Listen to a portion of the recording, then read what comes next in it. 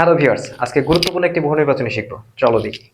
এখানে আমরা দেখতে পাচ্ছি এটা একটা প্রশ্ন। এই প্রশ্নে আমাদের বের করতে বলছে 1/p এর মান। এখানে অপশন দেওয়া আছে, এখান থেকে আমরা কাজ করবো। এখানে হোল স্কয়ার আছে, হোল স্কয়ার সমান এই রাশিটা দেওয়া আছে। এরকম রাশি থাকলে আমরা কি করব, এই পার্টটা হোল স্কয়ার সূত্রে ফেলাবো। সূত্র ফেলানোর জন্য +2ab এর মান দরকার, কিন্তু এখানে 2 নাই। তাই আমরা কি করব, এই ভিতরের অংশটাকে আমরা 4 দ্বারা ভাগ করব, যেন 4 কে রুট করলে 2 বার চলে আসে। তাহলে 4 দ্বারা ভাগ করলে আমরা পাবো 42। 42 আর 4 গুণ করলে এটাই হয়। এইভাবে আমরা রেখে দিব প্রথম। এরপরে আমরা কি করব, এরপরে যে 4 কে রুট করলে 2, সূত্রের 2 পেয়ে গেছি। এখন থাকে কত, 42। 42 কে রুট করা যায় না, তাই আমরা এটাকে এমন করে কাজ করব যেন সূত্র পড়ে। তাহলে 6 7 42, তাহলে 7 আর 6 রুটের ভেতরে থেকে গেল, a b হয়ে গেল। তাহলে আমরা √7 হোল স্কয়ার করব প্লাস √6 হোল স্কয়ার করব। তাহলে square plus 2b plus b square হয়ে গেল।